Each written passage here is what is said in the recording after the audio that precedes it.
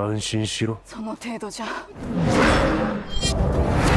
八流継承者血のしくら今のも避けるか。三助。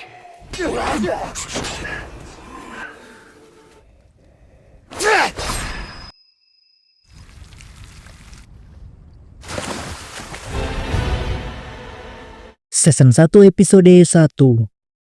Selama 950 tahun, para samurai memiliki peran penting dalam sebuah negara di Jepang. Bahkan dari mereka dijuluki sebagai dewa perang dengan kemampuan bertarung layaknya shinobi. Kehebatan yang dimiliki menyebar ke seluruh pelosok negeri. Namun seiringnya perubahan zaman, sebuah pedang tidak lagi dapat menandingi senapan peluru. Hingga memaksa para samurai harus hilang satu demi persatu dari peradaban sejarah.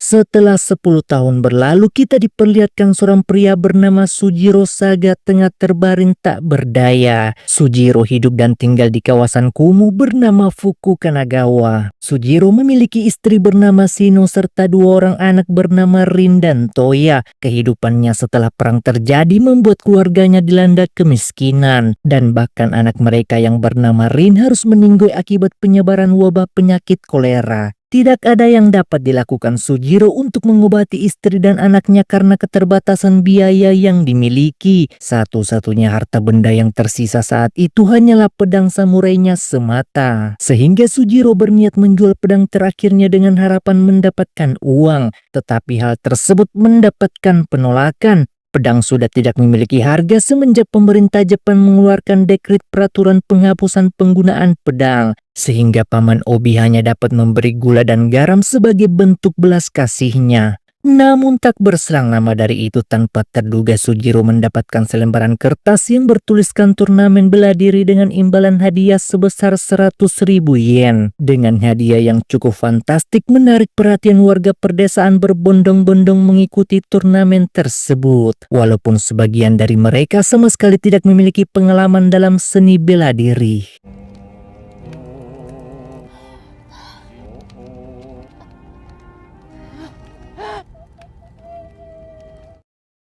Sujiro yang dilanda keputusasaan dan penderitaan memaksanya harus mengikuti turnamen tersebut dengan harapan mendapatkan uang. Tetapi Sujiro tidak mengatakan kepada istrinya bahwa ia akan mengikuti permainan kodoku yang begitu mematikan. Dan kini tibalah waktu yang dinanti-nantikan. Seluruh peserta berkumpul di satu titik bernama Kuil Tenruji. Di sana terdapat 292 samurai dari berbagai penjuru kota di Jepang, termaksud Enju yang merupakan siper sekaligus seseorang yang akan menjelaskan cara kerja dan aturan dalam permainan yang dimaksud. Permainan kodoku menghasilkan 100.000 yen bagi mereka yang berhasil memenangkannya. Dengan uang yang sebanyak itu mereka bisa hidup mewah selama 10 tahun. Namun sebelum mendapatkan uang yang dimaksud, Enju memberikan kesempatan bagi setiap peserta agar segera meninggalkan permainan sebelum semuanya dimulai. Karena jika permainan telah dimulai, mereka tidak boleh keluar atau berhenti dengan alasan apapun. Di tengah-tengah kebingungan tersebut, tiba-tiba saja pihak kepolisian dari Divisi 4 bernama Ando datang menghampiri. Ia mengatakan bahwa Enju dan seluruh pemerintahan Jepanglah yang membuat peraturan tentang dekret penghapusan pedang. Dan bahkan permainan ini sebenarnya bertujuan untuk melenyapkan seluruh para samurai yang tersisa. Mendengar hal tersebut, tiba-tiba saja Ando harus meninggoy mengenaskan di saat itu juga. 両手を出せ。ではさもなくは切る。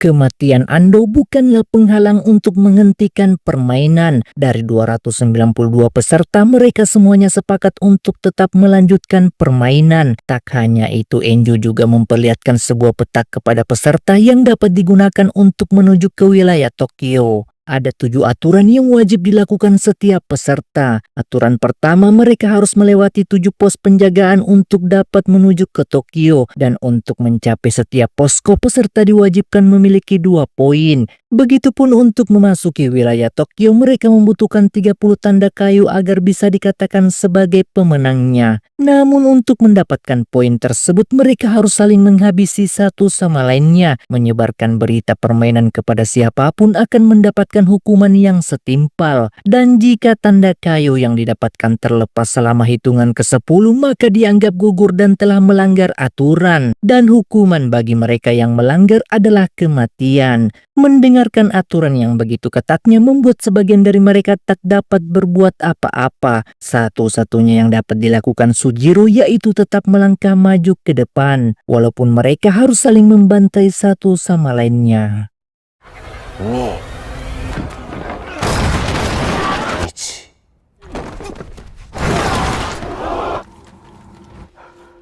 の方々にお集まりいただきました。1点お持ちなわけだ。問いません。手札を奪い合うのです。なぜ東京1点目。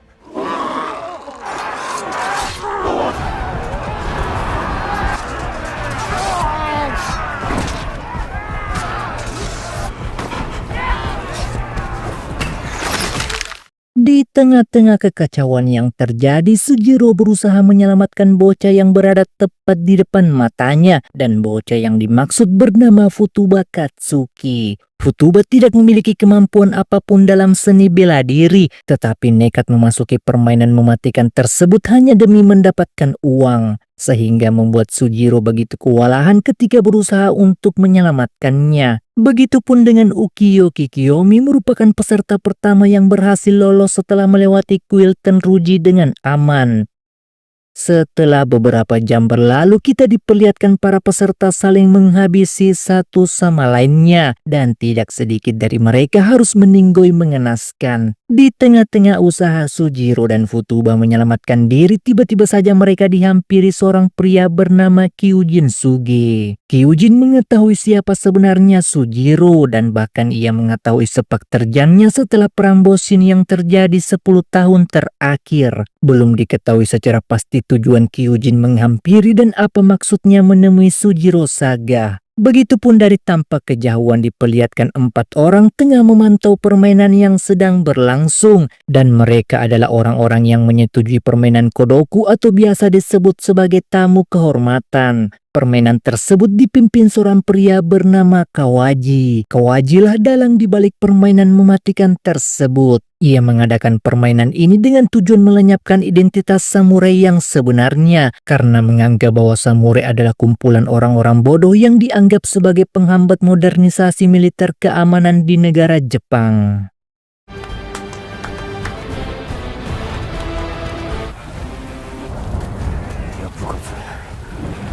僕と会いたかったよ。10年ぶりか。国士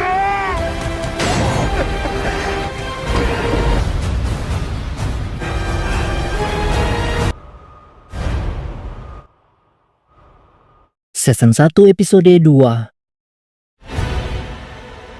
Sebelum permainan Kodoku diselenggarakan, kita diperlihatkan kehidupan Futuba Katsuki. Futuba adalah seorang gadis miskin yang desa dan bahkan keluarganya itu dilanda wabah penyakit kolera. Wabah kolera telah menyebar dan menjangkit seluruh orang-orang hampir di setiap penjuru negeri di Jepang. Tidak ada yang dapat dilakukan Futuba selain pasrah dengan keadaan kemiskinan yang semakin hari semakin membuatnya tak berdaya. Hingga suatu ketika ia menemukan sepucuk kertas yang mengantarkannya pada permainan Kodoku. Begitupun dengan Sujiro diperlihatkan sedang beku hantam dengan seorang samurai handal bernama Bokotsu Sanjia. Bokotsu merupakan musuh bebuyutan Sujiro saat perang Boshin yang terjadi 10 tahun terakhir. Bokotsu mengikuti permainan ini hanya untuk menghabisinya, mengingat kegagalannya dalam menghabisi Sujiro saat perang Boshin sebelumnya.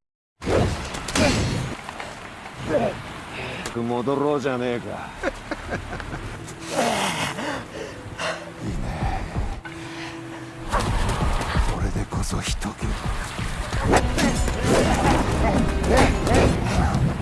ザコプス！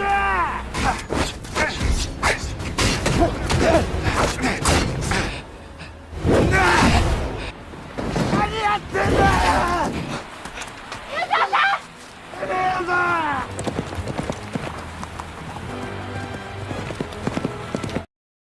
Keberhasilan Sojiro melarikan diri dari serangan Bokkotsu berhasil dilakukan berkat Futuba. Sojiro sebenarnya bisa saja menghabisinya dengan pedang samurai yang dimilikinya. Namun ia tak melakukan itu karena sudah tidak memiliki ambisi untuk saling membunuh satu sama lainnya. Sojiro saat ini tinggal di kediaman paman Yahedo. Dari percakapan mereka, Sojiro berniat melepaskan Futuba agar segera lari dan meninggalkan permainan. Semua itu dilakukan demi keselamatan Futuba semata, mengingat Futuba merupakan seorang bocah yang tidak mungkin bisa bertahan di tengah-tengah kekacauan yang terjadi. Tetapi hal itu justru mendapatkan penolakan. Futuba tetap ingin melanjutkan permainan walau harus mengorbankan nyawanya. Jika ia kabur, maka ibunya akan meninggoy akibat wabah kolera. Tetapi jika tetap berjuang, Futuba justru akan menjadi beban bagi Sojiro. Di tengah-tengah perdebatan itu, tiba-tiba saja Kyujin kembali datang menghampiri. Tujuan Kyujin adalah menawarkan kesepakatan yang sekiranya menguntungkan mereka. Permainan Kodoku merupakan permainan yang begitu banyak misteri di dalamnya. Apa keuntungan pihak penyelenggara mengadu domba ahli seni bela diri dan siapa dalang di balik permainan Kodoku? Semua kecurigaan Kyujin juga menjadi pertanyaan besar bagi Sojiro. Tak hanya itu, Kyujin juga memaparkan bahwa permainan ini diikuti 292 peserta. Untuk mencapai Tokyo mereka membutuhkan 30 tanda kayu. Berarti dari 292 ada 9 peserta yang dapat mencapai Tokyo dengan jumlah poin yang sama. Tidak mungkin 100.000 yen akan dibagikan ke 9 peserta yang selamat. Mungkin saja dari ke-9 peserta bisa saling menghabisi untuk memperebutkan 100.000 yen. Tetapi jika itu tak terjadi, maka sudah seharusnya mereka saling bekerja sama mencapai Tokyo. Saat keesokan harinya diperlihatkan pemerintahan Jepang pada akhirnya mengetahui tentang permainan Kodoku. Mereka berusaha menyelidiki permainan tersebut dan siapa dalang di balik semuanya. Tak hanya itu, ternyata seorang polisi bernama Ando yang sebelumnya berusaha menghentikan permainan itu atas perintah Tuan Okobu. Mereka mengirim Ando ke kuil Tenruji untuk menyelidiki apa yang sebenarnya terjadi. Namun sampai detik ini mereka belum mendapatkan kabar apapun. Sehingga Okobu memerintahkan Kawaji segera melakukan penyelidikan demi mencegah perang saudara yang dapat menghancurkan negara Jepang.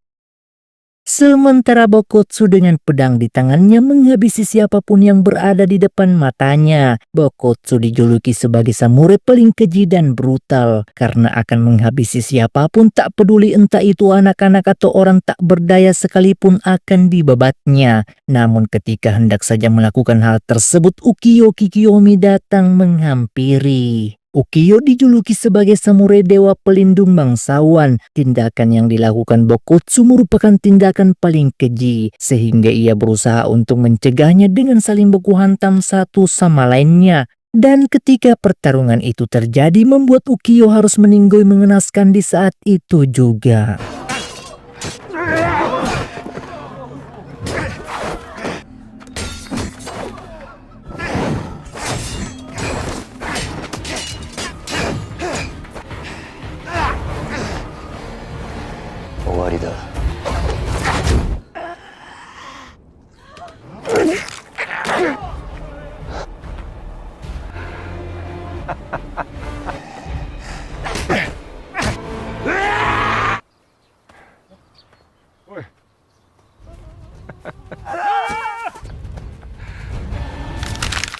Sementara perjalanan Sojiro dan Futuba terus saja berlanjut hingga suatu ketika tanpa sengaja menemukan peserta yang dilanda keputusasaan. Mereka meminta agar Sojiro bersedia menjadikannya sekutu agar dapat bertahan hingga tahap akhir permainan. Ia tak sanggup lagi jika harus berhadapan dengan samurai yang memiliki kemampuan bertarung yang cukup handal.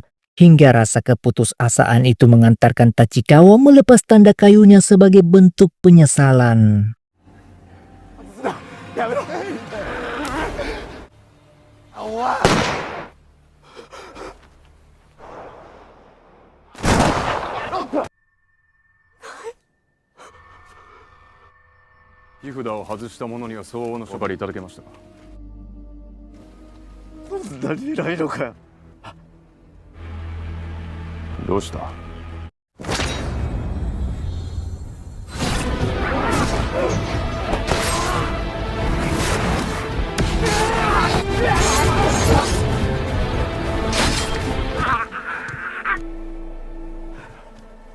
いかがいたしますか。桜井に報告を。かしこまりました。覚醒したか。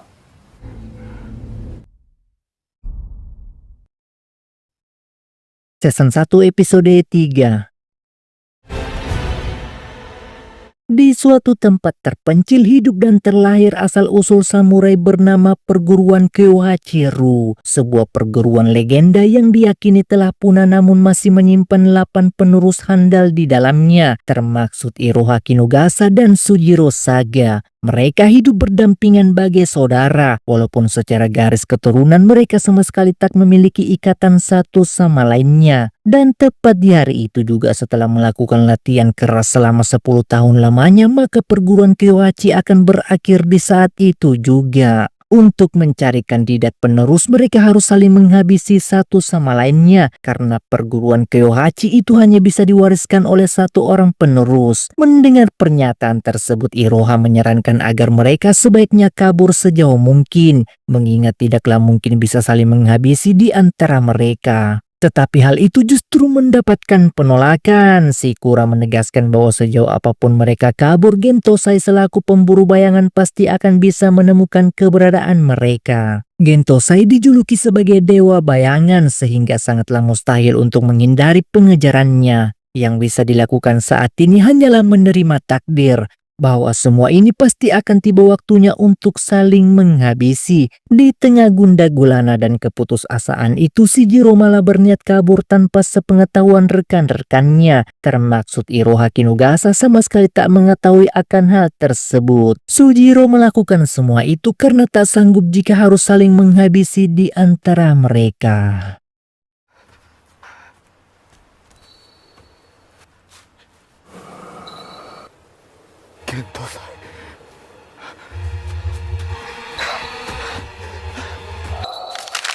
Sementara kelompok penyelenggara permainan Kodoku harus kehilangan 15 anggotanya setelah dihabisi Sujiro Saga. Mereka tidak bisa menyalahkan Sujiro karena tidak adanya peraturan ketat tentang larangan menghabisi anggota penyelenggara, sehingga permainan tetap akan dilanjutkan. Dari 292 peserta, ada 192 harus tereliminasi, termaksud Ukiyoki Kiyomi harus tereliminasi saat berduet 1 lawan 1 melawan Bokutsu Sanjia. Padahal dia adalah orang yang pertama kalinya meninggalkan kuil Tenruji. Dan untuk menyenangkan para tamu kehormatan tersebut, mereka akan melakukan taruhan satu sama lainnya. Melewati jalur Suzuka, masing-masing dari mereka memilih kandidat terbaik untuk dapat bertahan menuju ke posko selanjutnya.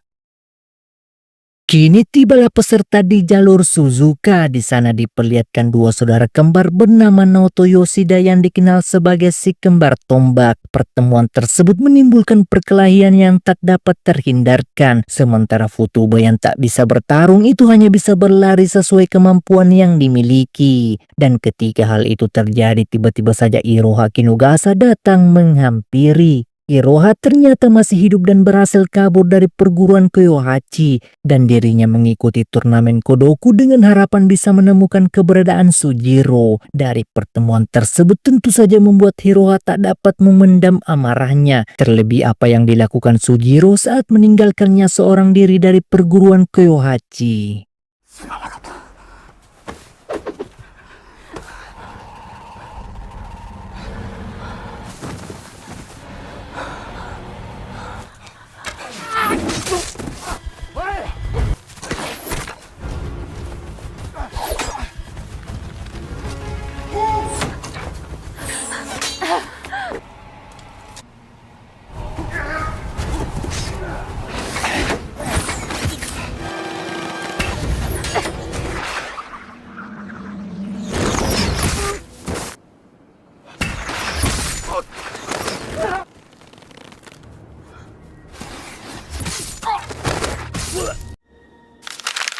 Usaha Sujiro dan Iroha melawan para samurai akhirnya terhenti ketika seorang pemanah handal bernama Kamui Kocha datang menyelamatkan mereka. Kamui menyelamatkan Sujiro itu hanya berusaha menyelamatkan Futuba yang merupakan seorang anak kecil semata, karena bagi dirinya merenggut nyawa seorang bocah merupakan perbuatan yang paling keji dilakukan. Setelah insiden tersebut terjadi, Iroha memutuskan untuk ikut bersama Sujiro Saga. Ia melakukan hal tersebut untuk membahas sesuatu yang lebih penting di antara mereka. Begitupun dengan Kawaji yang sebelumnya mendapatkan tugas menyelidiki permainan Kodoku, di hari itu membawa berita yang begitu penting bahwa yang terjadi sebenarnya hanyalah konflik pribadi antara para samurai yang saling bertarung satu sama lainnya. Suara tembakan yang terdengar di kuil Tenruji adalah bentuk perlawanan beberapa kelompok militer untuk mencegah para samurai memasuki wilayah Tokyo.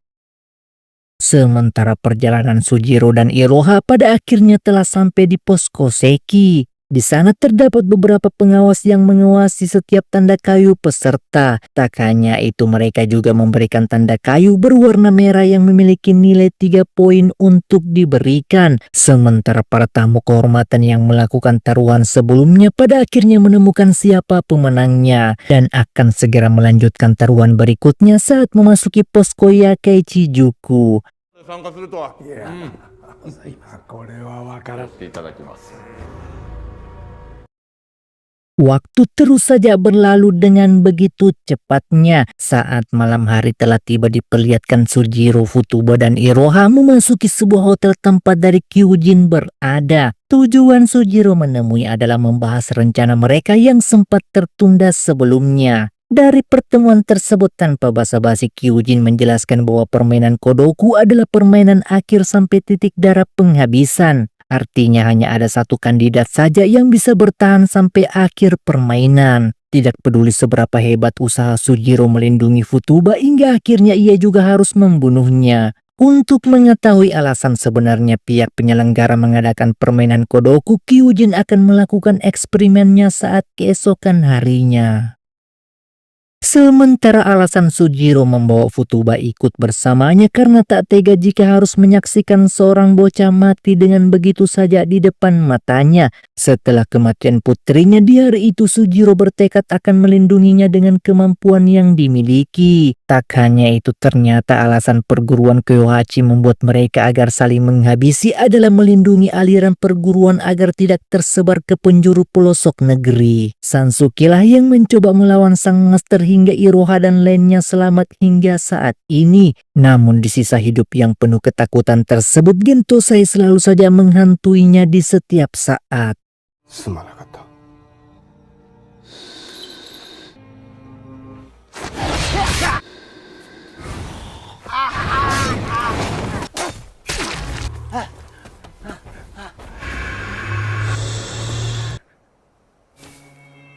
幻冬祭。三井、安田、住友、三菱、政府を支える円の裏にいるのは大財閥です。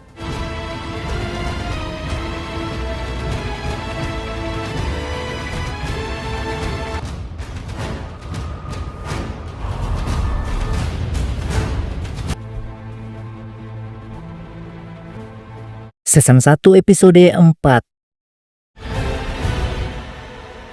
Setelah Iroha Kinogasa berhasil selamat dari perguruan Kyohachi, ia menjalani kehidupan penuh dengan keterpurukan dan penderitaan. Tak jarang dari mereka meminta pelayanan khusus agar Iroha melayani pria hidung belang. Mengingat penampilan serta wajah yang dimilikinya sungguh memikat hati. Begitupun dengan kehidupan Sansuke, ia harus bekerja sebagai penarik becak agar dapat menghidupi istri dan anaknya. Dari ke-8 murid sang master itu hanya tersisa 5 orang saja, sementara sisanya telah dihabisi oleh Gentosai. Satu-satunya cara mengalahkan Gentosai adalah bekerja sama satu sama lainnya.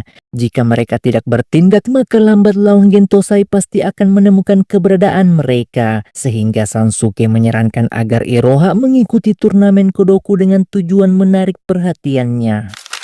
Sementara janji Kyujin sebelumnya yang akan membongkar permainan Kodoku adalah menyerahkan salah satu kandidat ke pihak kepolisian setempat. Jika peserta di penjara, maka bisa dikatakan mereka tidak lagi berpartisipasi dalam permainan. Dan ketika hal itu terjadi, maka Kyujin bisa mendapatkan informasi apakah ada keterlibatan polisi dalam permainan jika peserta tersebut meninggoy. Dan pertanyaan yang kedua, di manakah mayat para samurai berada saat mereka meninggoy dalam permainan? Mendapatkan strategi tersebut, Kyujin dan Sojiro akan mencari kandidat yang sekiranya dapat dibawa menuju ke kantor kepolisian untuk diserahkan. 出ませんか？なんかここらでちょいとやっ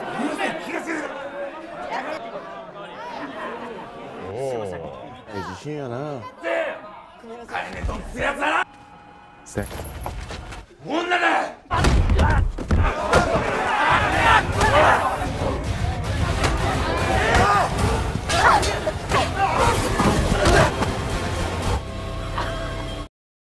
Keberhasilan Sojiro dan Iroha membantai seluruh orang-orang yang berada di sana pada akhirnya berhasil dilakukan, serta hanya menyisakan 2 orang saja bernama Fuguro dan Shinosuke Sayama. Shinosuke akan ikut bersama Kyujin dengan tujuan membantunya menyelesaikan apa yang semestinya, sementara Fuguro akan diserahkan ke pihak kepolisian di hari itu juga.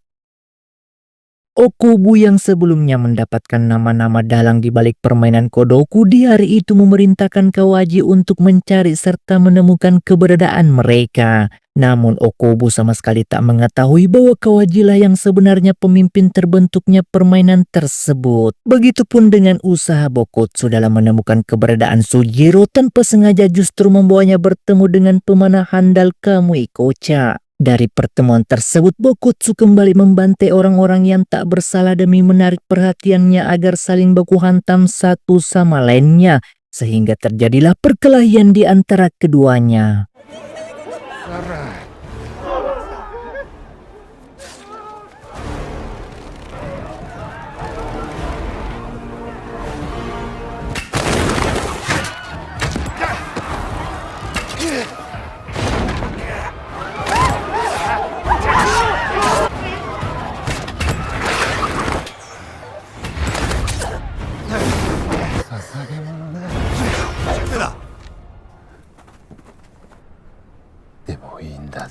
好きにしろ。しらけた。Sementara rencana Kyujin memenjarakan Fuguro akhirnya terlaksana dengan sempurna. Namun semua itu tak sampai di situ. Kyujin juga menemukan 2 pihak penyelenggara menyamar sebagai pihak kepolisian memasuki kantor dengan tujuan menghabisi Fuguro. Sehingga bisa disimpulkan bahwa permainan Kodoku tidak ada keterlibatan pihak kepolisian Jepang di dalamnya. Begitupun Iroha dan Futuba akan menarik perhatian pihak penyelenggara agar segera membawa mayat Sojiro di tempat yang seharusnya. Dan ternyata tempat yang dimaksud adalah sebuah bank Mitsui yang terletak tepat di tengah-tengah kota. Di sana terdapat puluhan mayat yang telah tereliminasi selama permainan berlangsung. Dan ketika Sojiro memeriksa informasi yang dibutuhkan, tiba-tiba saja Hajiro Nakamaru datang menghampiri. Hajiro menyadari bahwa ada seseorang penyusup yang telah memasuki tempat tersebut, sehingga tak butuh waktu lama baginya menemukan penyamaran yang dimaksud. Ternyata Hajiro dan Sojiro itu merupakan teman lama saat melakukan peperangan di Perang Botchin 10 tahun yang lalu, dan kini mereka menjadi musuh bebuyutan akibat pandangan yang berbeda. Begitupun dengan pihak penyelenggara yang memasuki kantor kepolisian sebelumnya tanpa basa-basi menghabisi Fuguro dengan senapan yang dimiliki. Dan bahkan mereka mengetahui penyamaran Kyujin di saat itu juga.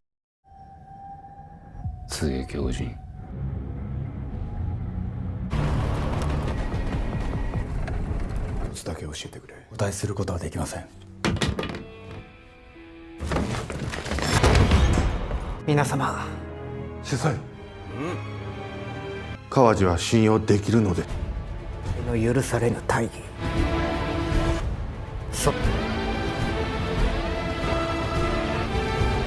未来のために。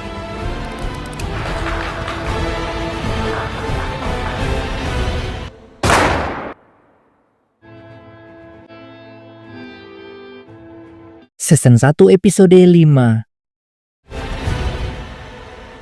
Perang Botchin adalah perang saudara antara para samurai dan bangsawan Jepang yang ingin mengembalikan kekuasaan politik ke tangan kekaisaran. Perang berawal dari rasa ketidakpuasan atas kebijakan Koshogunan terhadap orang asing, sehingga itulah alasannya mengapa Kawaji sangat berambisi mengadakan turnamen Kodoku. Begitupun pertemuan antara Hajiro dan Sugiro menimbulkan perdebatan di antara keduanya, sehingga terjadilah baku hantam di saat itu juga.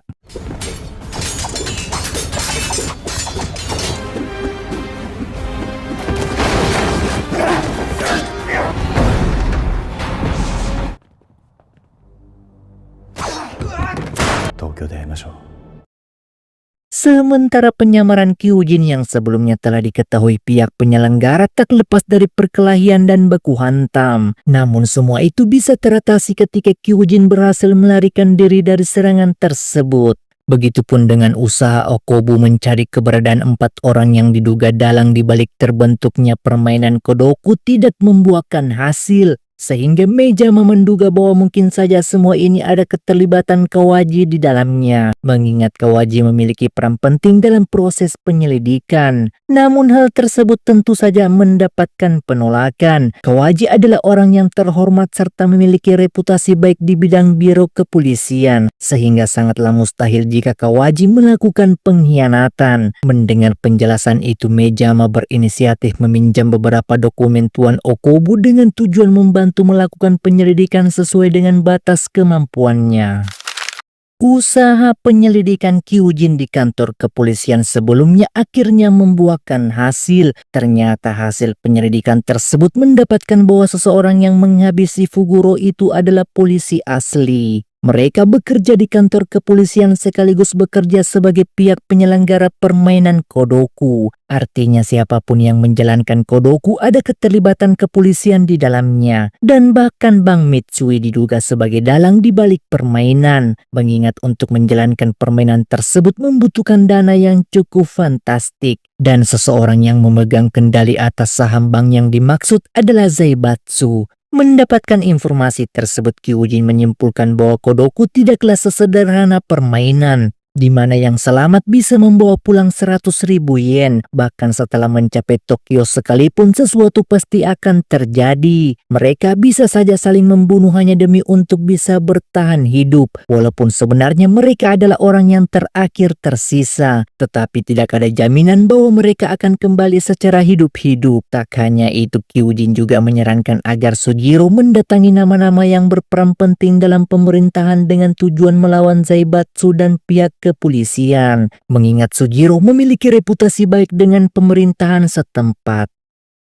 Waktu yang dinantikan kini telah tiba. Sugiro mendatangi kantor kepolisian dan saling berkomunikasi dengan salah satu staf pemerintahan bernama Hisoka. Sugiro tidak bisa memberikan rinciannya secara pasti mengingat hal tersebut melanggar aturan permainan Kodoku, sehingga Sugiro hanya mengatakan bahwa salah satu peserta permainan itu melibatkan anak kecil di dalamnya. Ia membutuhkan perlindungan serta bantuan Okubo untuk melindungi bocah yang dimaksud. Sugiro sama sekali tidak memberikan rincian keterlibatan pihak kepolisian dalam permainan. Tetapi dengan informasi yang diberikan cukup kuat bagi Okubo menduga bahwa mungkin saja Kawaji terlibat di dalamnya. Mengingat Kawaji telah mengerahkan 150 petugas kepolisian untuk menjalani latihan rahasia tanpa sepengetahuan mereka. Dan untuk menjalani latihan tersebut hanya bisa dilakukan atas perintah Kawaji semata. Tak hanya itu, Hisoka juga akan menemui Sugiro di suatu tempat yang telah mereka sepakati sebelumnya.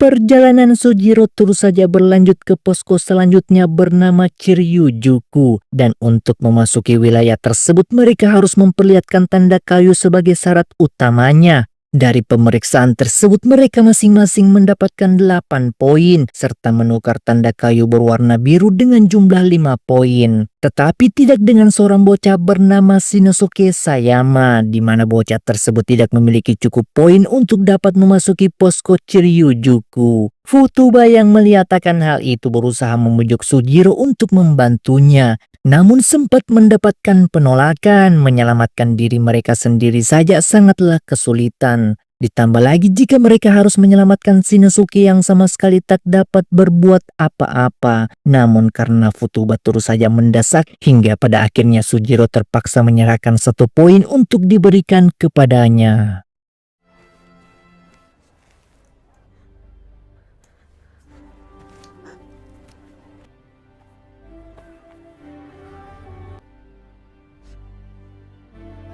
佐山慎之介様、治療塾通過を許可します。ありがとうございます。ありがとうございます。ありがとうございま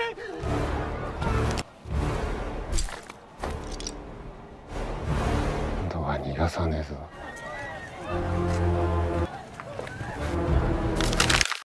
Sementara Mejima yang telah mengambil berkas Okubo sebelumnya untuk diselidiki pada akhirnya menemukan bahwa Kawajilah dalang di balik semuanya. Sehingga tepat di malam itu juga Mejima berusaha menyampaikan hal tersebut kepada Tuan Okubo. Namun belum saja melakukannya, tiba-tiba saja ia mendapatkan hadangan dari Enju, hingga membuatnya harus meninggoy di saat itu juga. Begitupun dengan Kyujin di malam itu tanpa terduga menemui seperguruan Sujiro bernama Sansuke dan Shikura. Mereka berasal dari perguruan Kyohachi yang berhasil selamat dari pengejaran Gentosai. Dari pertemuan tersebut Kyujin menyampaikan bahwa Sujiro dan Iroha saat ini dalam keadaan bahaya. Gentosai akan membunuh mereka jika Sansuke dan Shikura tidak segera menyelamatkannya di saat itu juga. 大久保に皆様とどういうことですか。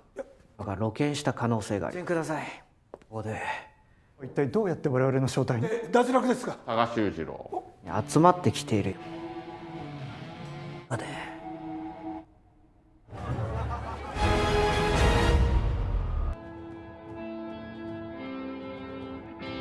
Season 1 episode 6.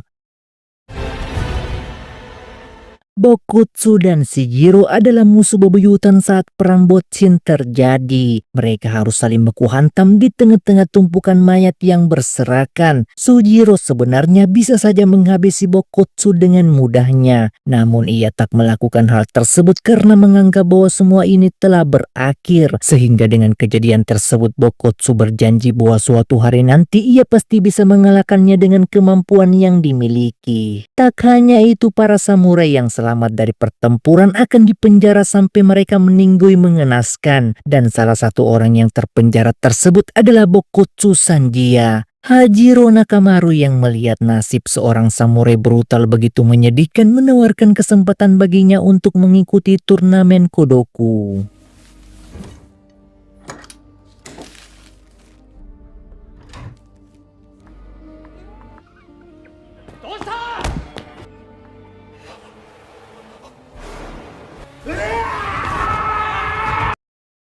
Sementara Sujiro, Iroha, dan Futuba saat ini berada di sebuah festival rakyat sembari menikmati tarian yang disajikan tanpa menyadari bahwa pergerakan mereka telah diawasi oleh Gentosai. Begitupun Sansuke dan Shikura yang mengetahui saudaranya dalam keadaan bahaya segera menghampiri festival yang dimaksud. Sementara Bokutsu Sanjia dalam usahanya terus mencari keberadaan Sujiro pada akhirnya kembali berhasil dilakukan. Sehingga terjadi aksi kejar-kejaran dan baku hantam di antara mereka.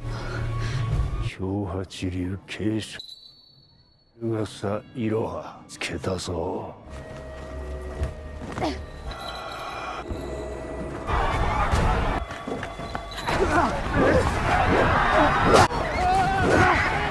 入れてくれよ。よせ向こう。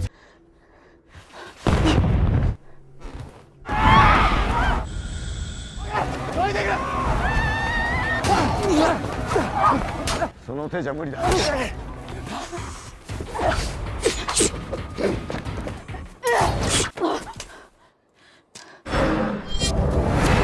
八流継承者篠倉。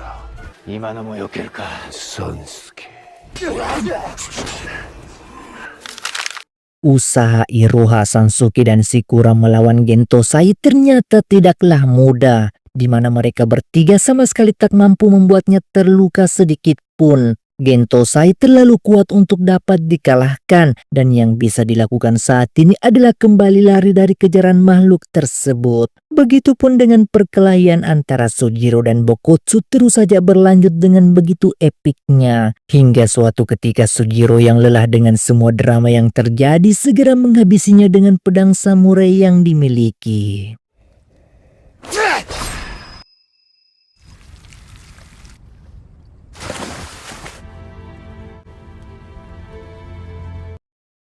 Sementara Tuan Okubo di hari itu juga berniat menemui Kawaji sembari membahas sesuatu yang penting di antara mereka. Namun ketika berada di perjalanan, tiba-tiba saja hal yang tak terduga terjadi, di mana Hajiro Nakamura melakukan penyerangan serta menghabisinya atas perintah Kawaji.